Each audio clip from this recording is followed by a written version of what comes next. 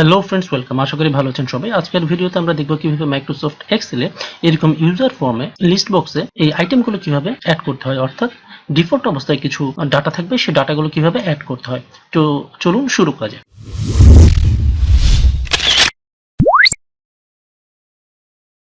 তো আমি এখানে একটি ইউজার ফর্ম তৈরি করে রেখেছি, যেখানে সিরিয়াল নাম্বারের জন্য টেক্সট বক্স আছে, নেমের জন্য আছে, ডেজিগনেশনের জন্য আছে, জেন্ডারের জন্য আছে এবং মোবাইল নাম্বারের জন্য আছে। তো জেন্ডার নরমালি যেটা হয় যে মেল, ফিমেল এবং ট্রান্সজেন্ডার হয়, এই তিনটার বাইরে আর জেন্ডার হয় না। সেক্ষেত্রে আমরা যেটা করতে পারি যে এই জেন্ডারের জায়গায় আমরা তিনটি ভ্যালু ডিফল্ট অবস্থায় রাখতে পারি এবং এখান থেকে আমরা আমাদের পছন্দ মতো যেটি হবে সেটি আমরা সিলেক্ট করে নিতে পারি। তো এর জন্য যেটি আমাদের করতে হবে সেটি হচ্ছে এই যে ফর্মের যে কোনো খালি জায়গায় আমরা ডাবল ক্লিক করব।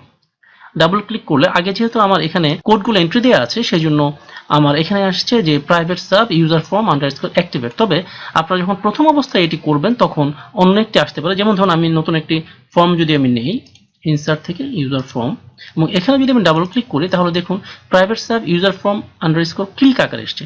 তখন আপনারা যেটি করবেন, এই যে এখানে ক্লিক ইভেন্ট আছে, এখানে ড্রপ ডাউনে ক্লিক করে স্ক্রল করে এই যে অ্যাক্টিভেট এটাকে সিলেক্ট করে দেবেন। আমাদের এটি কিন্তু আর তখন দরকার নেই। এই যে private sub user form underscore activate নামে একটি প্রসিডিউর আমাদের তৈরি হয়ে যাবে। তো আমি প্রথম ফর্মে যাচ্ছি।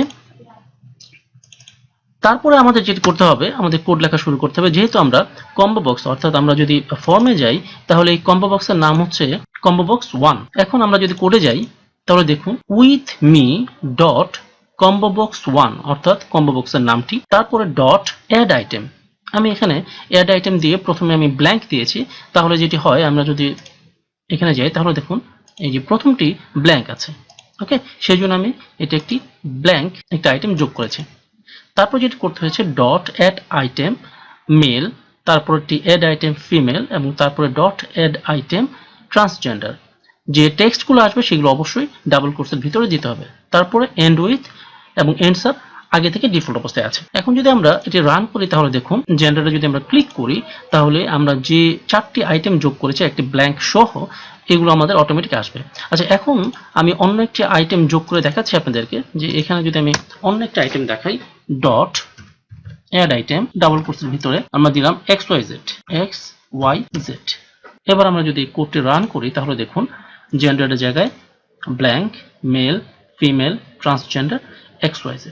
এভাবে আমরা এই ছোট্ট একটি কোডের মাধ্যমে আমাদের লিস্ট বক্সে বা কম্বো বক্সে ডিফল্ট অবস্থায় কিছু ডাটা আমরা অ্যাক্টিভেট করে রাখতে পারি বা এন্ট্রি দিয়ে রাখতে পারি। তো বন্ধুরা, আশা করি বুঝতে পেরেছেন কিভাবে আমরা কম্বো বক্সে ডিফল্ট অবস্থায় কিছু ডাটা এন্ট্রি দিয়ে রাখতে পারি। আশা করি ভিডিওটা আপনাদের ভালো লেগেছে। যদি ভালো লেগে থাকে তাহলে ভিডিওটা অবশ্যই লাইক করুন, কমেন্টস করুন, শেয়ার করুন। আর এই কোডগুলো আমি ডেসক্রিপশন বক্সে দিয়ে দেবো, আপনারা দেখে নেবেন। ধন্যবাদ।